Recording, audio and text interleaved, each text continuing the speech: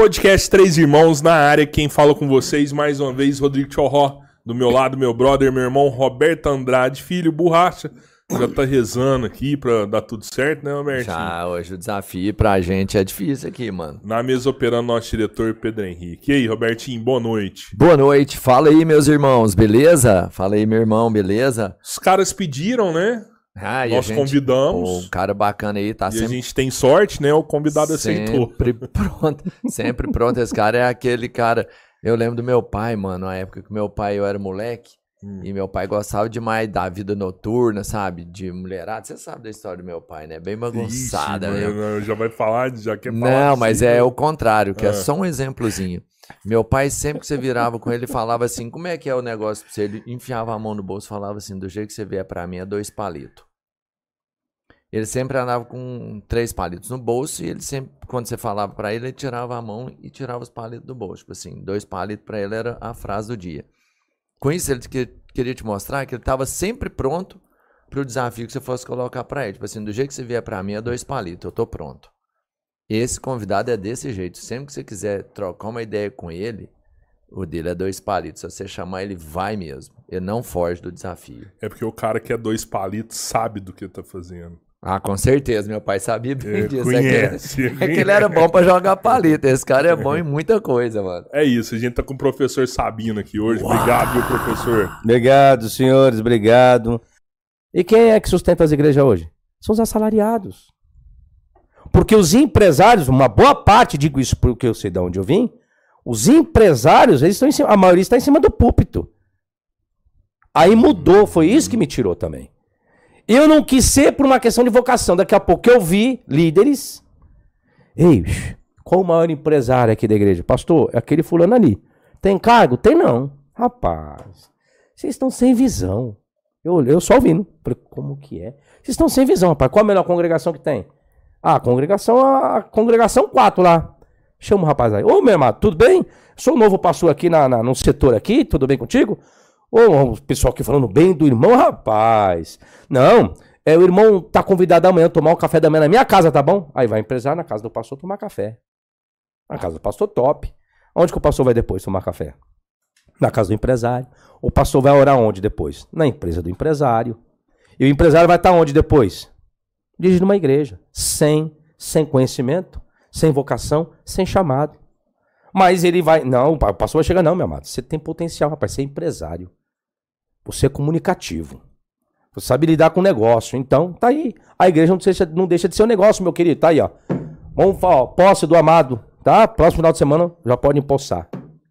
Mas sem vocação, o cara vai. Mas o empresário... É o que mais tem hoje. O empresário não é interessante você manter ele como um fiel, entregando o dízimo dele lá? Se ele vai ser pastor que vai de congregação, o maior exemplo vem de quem?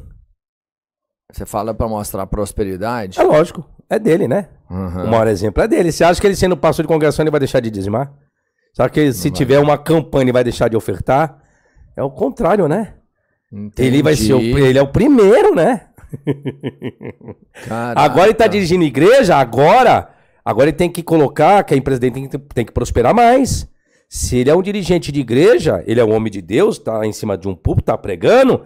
Se ele tem uma empresa só, ele tem que abrir filiais.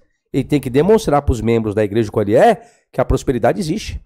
E como que a prosperidade existe? Eu tô com uma casa melhor, eu tô com um carro melhor, eu tô com filiais agora. E vai se propagando. E quem são as pessoas que vão trabalhar na empresa dele? São o quê? São os crentes da igreja. Ele vai dar emprego para todo mundo. Por quê? Porque ele sabe quanto que cada um ganha e sabe quanto que vai entrar na igreja. É fácil, né? Simples quase assim. que é uma pirâmide isso. Mas é. A igreja é uma pirâmide. Ué. Esse aqui é mais o quê?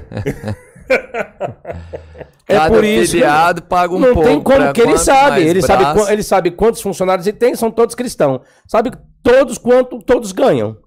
Simples assim. Aí vai chegar, ô tesoureiro, lá do meu RH, dizimou as minhas funcionárias. Pastor, não deve dizimar esse mês não. Ah, então peraí. Aí ele chega lá na empresa dele. Tá acontecendo alguma coisa? Por que não? Porque a minha prosperidade vem por vocês também serem prósperos, viu? A prosperidade vem porque eu sou dizimista e vocês não estão dizimando. Por quê? Eu paguei o salário de vocês, pode dar o dízimo à igreja, viu? Se não, o empreguinho de vocês, eu vou dar para outras pessoas que são dizimistas. É isso que você faz e vira uma máfia, senhores. Você acha que a maioria das religiões funciona assim? Rapaz, bom, eu sei de onde que eu vim. Da onde eu vim, eu sei como que é. Você acha que a igreja posso dizer católica daquilo- também é a mesma coisa? Aí eu só posso dizer daquilo qual eu convivi e conheci. Uhum. Agora, não tem como construir essa tese se é possível isso. Não tem como. Mas Agora, é- da onde que eu vi, eu sei como A que é. religião em si não tem muito a ver. A fé não depende de uma religião. Você pode ter fé independente de Sim. religião. Sim, Mas você estudou a Bíblia profundamente. sim. A Bíblia é a base das religiões mesmo? Não. Ela é concreta? O que, que a gente Bíblia tem? é só a de- base da religião judaica e cristã. Mas é a maior que tem. Não. Existem outras religiões que antecederam a religião judaica ou a religião abraâmica, né? Uhum. Porque as três maiores religiões consideradas hoje no mundo são o judaísmo, islã e o cristianismo. Sim. E uma ramificação abraâmica, né? Mas você tem as religiões primárias, como os sumérios. A primeira religião e sociedade que surgiu dentro da civilização, por achados arqueológicos, é a Suméria, o povo sumeriano.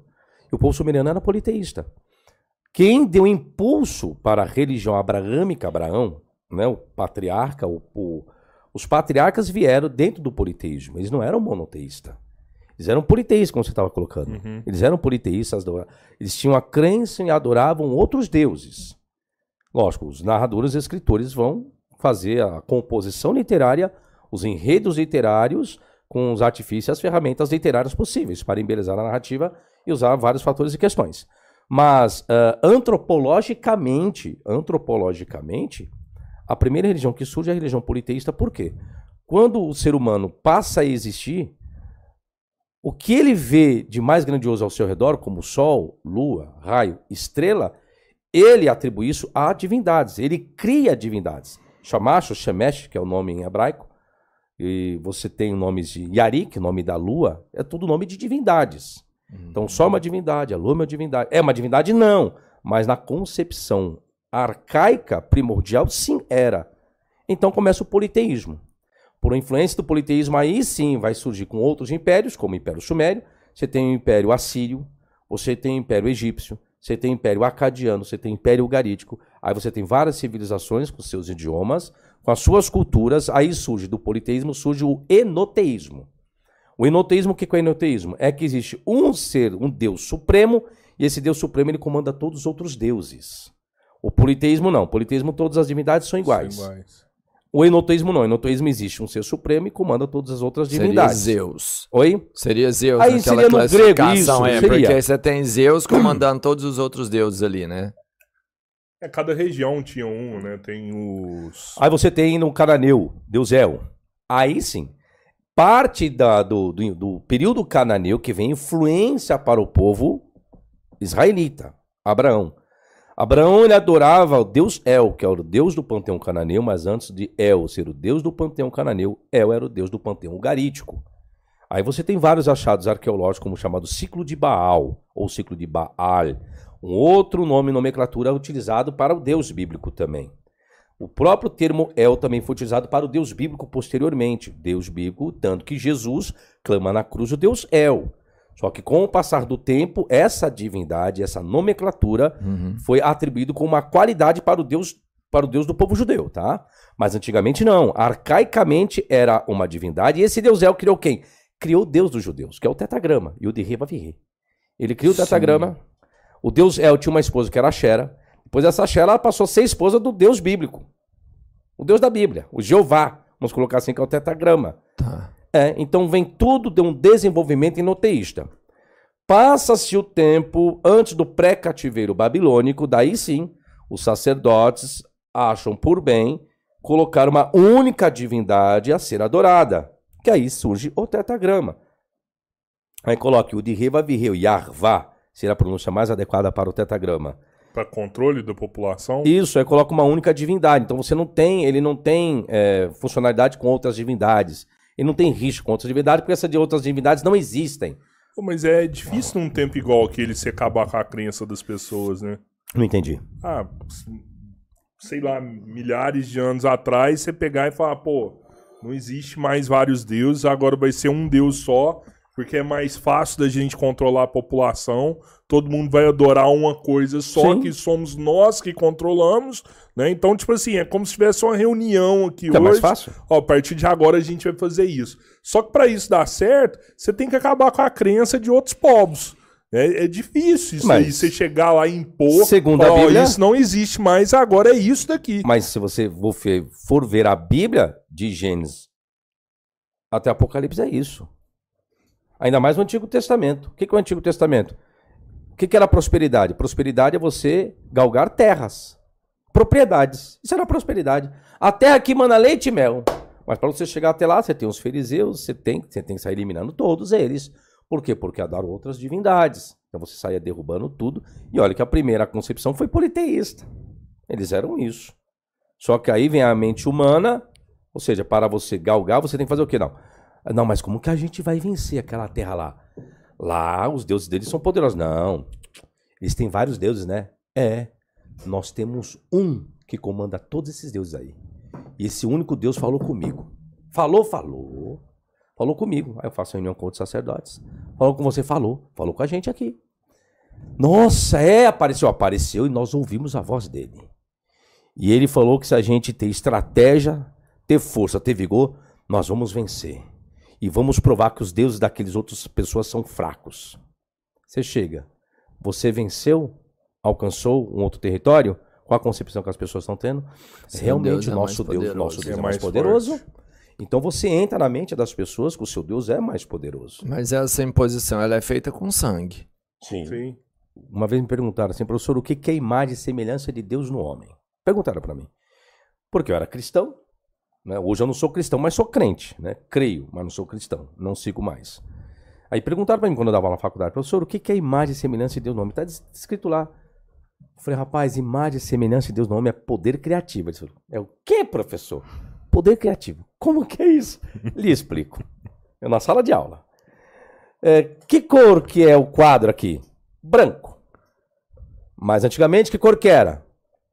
Negro, verde. Ok, beleza? Beleza. De alguém um dia observar, criou-se esse branco aí. O que se usava no quadro negro? Giz. Ok. De alguém olhar aquele giz, aquele pozinho, criou o giz antialérgico. Ganhou muito dinheiro o cara que fez isso. De alguém sentado numa sala de aula olhar ali, viu que era muita sujeira. Criou-se o quê? O quadro branco. Criou o quê? O canetão. Top. O que se tem hoje? Vidro. De alguém, uma só pessoa. Olhar o quadro, criou o quadro branco, criou o vidro. E tanto olhar o vidro, criar o quê? Criaram o retroprojetor. Então isso é poder criativo.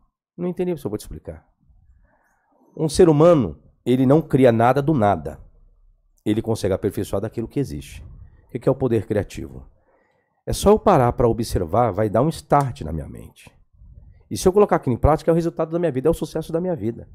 Se você for pegar a história de tudo que existe no mundo hoje, são homens únicos que de tanto observar desenvolveram a luz, as câmeras, o avião, o que os senhores imaginaram, o celular. Quem diria que chegamos com isso aqui hoje? Veio de quem? Isso aqui um homem. Só que vieram os outros aperfeiçoando, por isso você tem a concorrência hoje.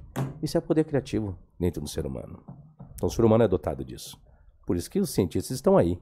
Quem diria como chegaria com aeronaves fora da atmosfera? De que forma isso? No espaço sideral, de que forma isso? Poder criativo.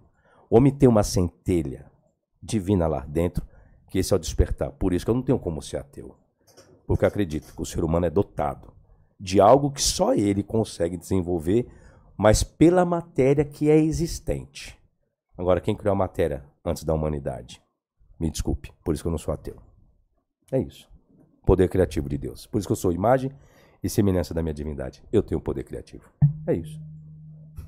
Cara, você fala aí, essa fé que você tem é muito bacana, né? Mas aí, eu acho que você é o mais admirado por ter essa fé brilhante, que é incontestável, indiscutível, a gente percebe que você é assim mesmo. Mas você vai lá e abala a fé de todo mundo quando você vira e mostra que existem vários erros nas escrituras, mano. Sim, porque aí tá a questão. Porque a minha fé não está na escritura. A minha fé é imbalável porque não está na escritura. Que aí tá o problema. Quer ver? A Bíblia diz assim, a fé vem pelo ouvir o quê? A fé vem pelo ouvir a palavra de Deus. Errado isso. Uai, Vamos lá? Quer ver como que é errado? Palavra de Deus hoje, as pessoas colocam que a palavra de Deus é a Bíblia. Sim ou não? Certo. Sim. Sim, certo? Ok. Abraão teve Bíblia? Não. Não. Mas tinha fé? Tinha. Vamos um pouquinho mais além, vai, vamos seguir a Bíblia. Adão tinha Bíblia? Não. Mas tinha fé. Noé tinha Bíblia? Não. Mas tinha fé. Isso é uma metodologia, uma construção para dizer que a tua religião é única e verdadeira e absoluta. É isso que não pode acontecer. É isso que não pode acontecer. Quando a pessoa entra nessa esfera, eu falo, tá errado. Por que tá errado? Porque aí eu lhe provo que não. Que se sua Bíblia é o livro único, real e verdadeiro, o seu Deus que está ali é o único, real e verdadeiro, então esse seu Deus aí, ele está incapacitado. Por quê?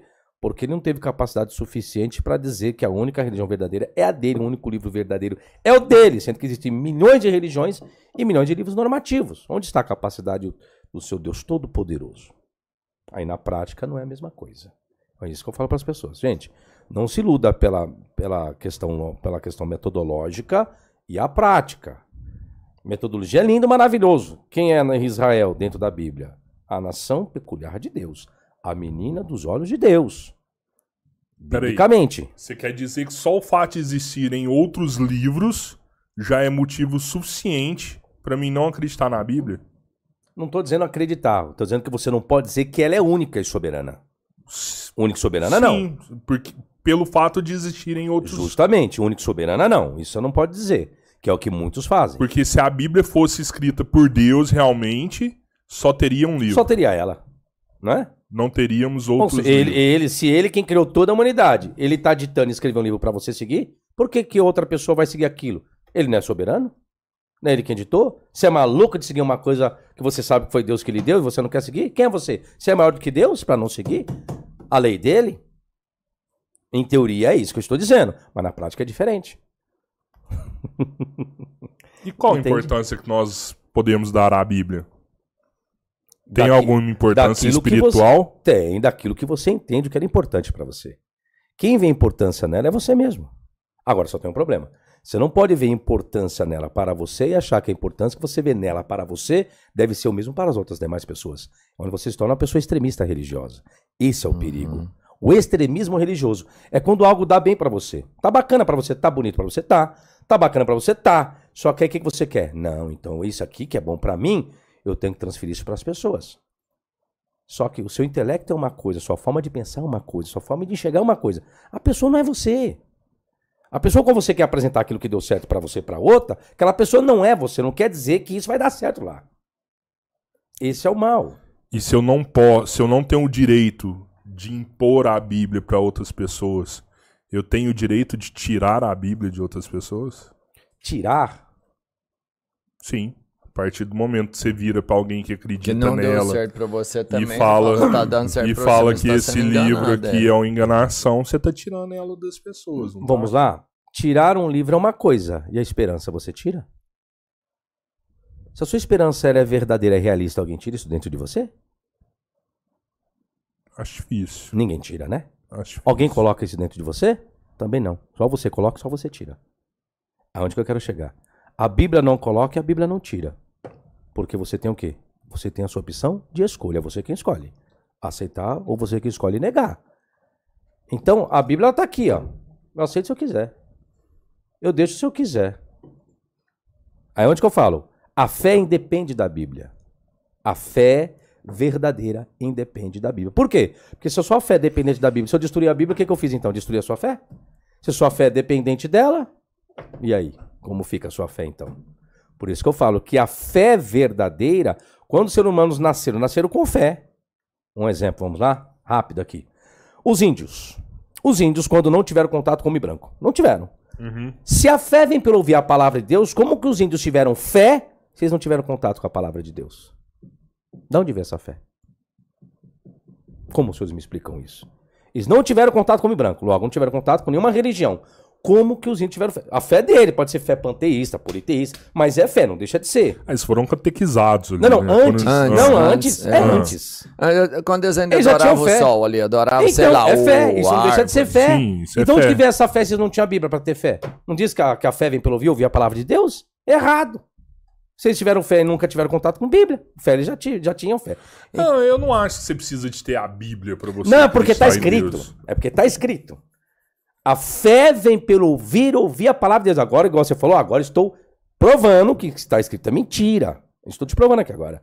Não, a fé não vem pelo ouvir a palavra de Deus. Porque tem gente que teve fé antes de ouvir qualquer palavra de Deus, qualquer religião.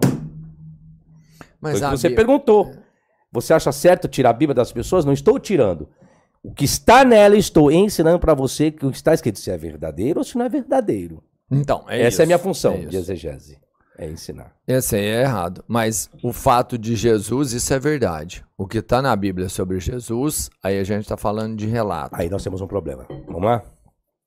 Se tá tudo Vamos lá. errado até agora, Vamos não vai lá. estar tudo É assim, errado ó, também. vamos lá. Calma, vamos ver. ué. Quando você Deixa o coloca mestre. que tudo que está escrito relacionado a Jesus é a verdade, aí nós vamos ter seríssimos problemas, porque nós vamos ter que aceitar então que de fato e verdade tudo que está relacionado a Jesus é verdade.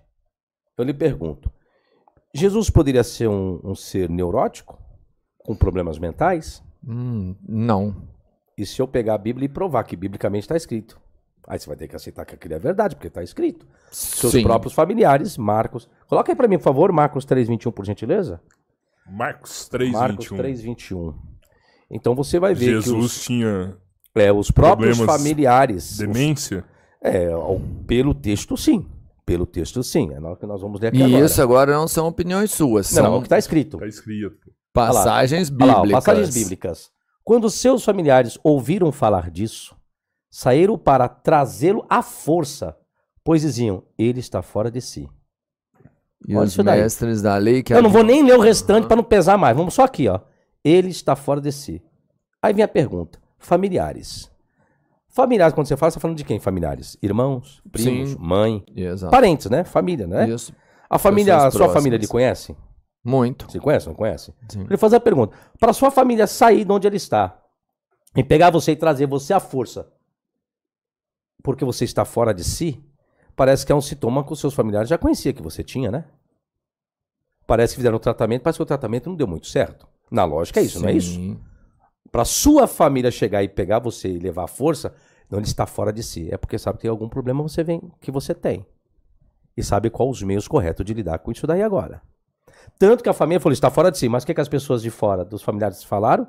Os mestres da lei que haviam descido de Jerusalém diziam, ele está o quê? Possuído por demônio. por Beelzebul. Aí a família diz que você estava com problema psicológico. Já quem está de fora vendo, está falando que você estava possuído.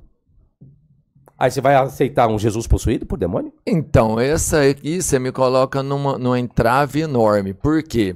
Ou ele tem um problema Neurológico. neurológico. Aí você pergunta, vamos lá espiritualizar? Jesus com problema neurológico, mas ele é o Salvador, ele é o Santo, ele é o Poderoso.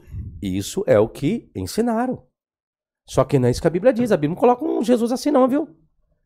O Jesus dos evangelhos, se você lê seriamente, sem um preconceito formado, sem religiosidade, você vai ver um Jesus, ser humano como você.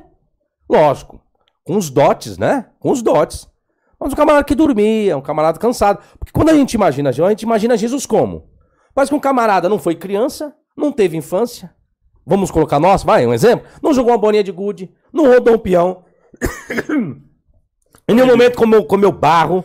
Ele fez isso. É que não tá relatado na Bíblia. Não, sim, é só que é isso que eu tô dizendo. Para os fundamentalistas, colocam um Jesus puro, né? Um Jesus 100%, aquela coisa toda. Eles não conseguem imaginar um Jesus humano. As pessoas imaginam um Jesus divino. Um Jesus divino as pessoas imaginam. Esse é o problema hoje dentro da Bíblia. Só que a Bíblia não vai. A Bíblia vai colocar todos os prós e os contra. E aí, então você não pode defender uma coisa só. Você tem que ensinar tudo aquilo que deve ser ensinado. Se vai agradar ou não. É isso, tá? O que está escrito. Qual situação que chegou nesse ponto? Por que Jesus estava assim? Então, se eu pegar o relato como verdadeiro, porque é um relato, só o Marcos relata isso. Dentro dessa expressão fora de si, isso nós chamamos de rapax legomenon. Rapax legomenon, dentro da exegese, é um único registro para um único evangelista. Os contextos paralelos seriam Mateus e Lucas, que fazem relação a esse texto de Beelzebul, da questão do exorcismo. Então Mateus e Lucas vão trazer um relato, mas Mateus e Lucas não vão falar que ele estava fora de si, apenas Marcos. Aí entra um problema. Dentro da academia existe um consenso que o primeiro evangelho que foi escrito é o evangelho de Marcos. Então, se você tem o Evangelho de Marcos, você já está vendo uma tendenciosidade por parte de Mateus e Lucas por trazer a narrativa, não queria colocar isso, porque achou isso aí meio capaz. A visão que eles estão tendo, não, peraí, eu já estou tendo aqui o Mateus, o Jesus, o Messias. Como que eu vou colocar o Messias fora de si? Eu gosto Não desse sabe o que cara, faz. eu não posso queimar esse Não cara. posso fazer isso. Mas aí essa questão de quem escreve. Alguém escreve com seus objetivos. Porque aí eu saio fora dessa questão da inspiração, né? Então a exegese não permite ensinar conforme o fundamentalista exige. Não, ensina, não. E Lucas, ele não está muito preocupado com isso também. Está preocupado em sanar as dúvidas de Teófilo. E Teófilo também, um cara, por ser um cara destacado, Teófilo não quer entender, aceitar a existência de alguém que é um cara lunático.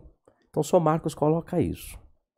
Quando você vai pegar a expressão fora de si, dá realmente uma pessoa com psicose, uma pessoa com uma distorção. Onde entra a palavra demônio, aí a ciência vai trazer chamado TDI, transtorno dissociativo de identidade. Por isso que eles falam de demônio. Por que pegar alguém à força? Por que levar alguém à força? Por que fora de si? Porque ele não estava dentro do seu raciocínio lógico. Não estava dentro da questão da sua consciência. É como se Jesus estivesse em êxtase aí. Como o subconsciente de Jesus estivesse em atividade. E as pessoas começam a olhar para Jesus e achar. Por isso que alguns imaginam que era demônio. Oxe, não, isso aí não pode ser Jesus. E os familiares conheciam. Então, se eu for pegar literalmente, é isso que eu vou ter que ensinar. Tem uma outra forma explicativa? Tem. Há artifícios literários. Na verdade, então, posso dizer que nada disso aconteceu. Está escrito, mas é verdade? Não, não é verdade. É um artifício literário, apenas para embelezar a narrativa. Aí eu posso fazer uma análise de contexto paralelo e posso trazer essa explicação também. Mas eu sempre pego a interpretação no sentido literal, porque é a forma que os fundamentalistas fazem uso. Então eu pego da forma que eles pegam e faço as perguntas, que eu falo a regra de hermenêutica, que é a regra dos 3 Qs ou APC. Quem, quando, onde, por que e como. Aí eu falo, e aí, é possível? Não, professor, não é possível não. Então tem que ver um outro artifício literário, né? Para não entrar nesse escândalo. Professor, é melhor. Aí onde que eu falo, tá vendo? Então você não é uma pessoa justa com isso. Porque você quer o seu Jesus, quer ver um outro problema? Vocês vão acreditar que Jesus foi um pecador? Não. Não. E se eu lhe provar para você que ele foi pecador? Com passagens bíblicas. Quer ver?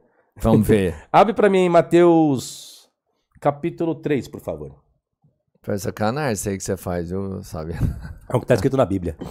Você não faz nada, né? Você só mostra. Eu só mostro. Mateus 3, o batismo de Jesus. O batismo de Jesus. Isso. Naquele dia apareceu. Ok. Só um minutinho. Vai indo. Aí, para aí, versículo 6. Baixa só um pouquinho, por favor. Isso. Então ia ter com ele Jerusalém, toda a Judéia e toda a província adjacente ao Jordão. Preste bem atenção agora, versículo 6. E eram por ele batizados, isso por João, no Rio Jordão, fazendo o quê? Confessando seus pecados. Aí eu pergunto, qual foram os pecados que Jesus confessou? Porque para ser batizado por João, era necessário confessar os pecados. Não tinha como ser batizado por João sem confessar os pecados. Olha o que está escrito aí, ó. Não sou eu que estou dizendo, não. Está escrito isso aí? Não está. Tá, mas... E eram por ele batizados no Rio Jordão. Olha o ato contínuo. No ato do batismo, o que as pessoas têm que fazer? Confessar os pecados. Confessando os seus pecados. Aí Jesus desce e não confessa. Quem é que ia aceitar a validade do batismo de Jesus? Entre as pessoas que estavam no Rio Jordão? Ninguém. Mas eu entendo quando isso aconteceu e eu vejo... E eu vejo uma outra forma, até porque agora, já caminhando dentro do que eu aprendi com o que você começou a contar pra gente aqui. A gente sempre viu Jesus como uma divindade mágica que não teve erros, que foi sempre extremamente puro, como se ele não tivesse sido uma criança, um jovem, um adolescente. E aí eu vejo agora quando você me fala assim, ele confessou seus pecados. Porque ele foi homem. Com certeza ele errou. Teria algum problema? Não. Nenhum. Né? Porque ele foi um ser humano. Fundamentalista? Né? Tem. Porque ele era perfeito. Um santo já. Santo. Entende? Então, hoje, os problemas que eu tenho com alguns dos meus alunos é isso. Porque eles vêm com uma bagagem religiosa. Eu sei disso, porque eu tive isso também. Eles vêm com preconceito formado, vêm com uma bagagem lá religiosa, dependendo da denominação, é pesada, e muitos vêm com transtornos, problemas seríssimos psicológicos, seríssimos. Porque existem pessoas hoje, no seio religioso cristão, parece que eles sentam com Deus todo dia. Você faz uma pergunta como eu fiz aqui agora, então, mas tá, não, professor, o senhor tem que entender assim, ó. Quando João estava ali batizando, que Jesus chega, o camarada não esteve lá, o cristão, tá? Só que a interpretação, ele entra numa esfera que eles dizem que é espiritualizar o texto, espiritualizam tanto o texto, que eles começam a dizer aquilo que o texto nunca disse. Esse é o perigo. É quando você começa a dizer aquilo que o texto não está dizendo. Vocês podem ver que tudo que eu argumentei aqui, pega aí. Vamos ver, tá escrito? Tá. É o que o texto está dizendo. Não sou eu quem estou inventando. Não sou eu quem estou criando heresia. O texto está dizendo isso. O fora de si, o texto está dizendo. Então, tudo aquilo que for relacionado à Bíblia, eu vou pegar a passagem. Falando, eu estou falando isso porque o texto está dizendo. Então, estou me apoiando. Você quer ver um outro problema seríssimo? Olá a todos vocês. Bom, gente, minha equipe de gentileza, para que você não se esqueça de se inscrever aqui no meu canal.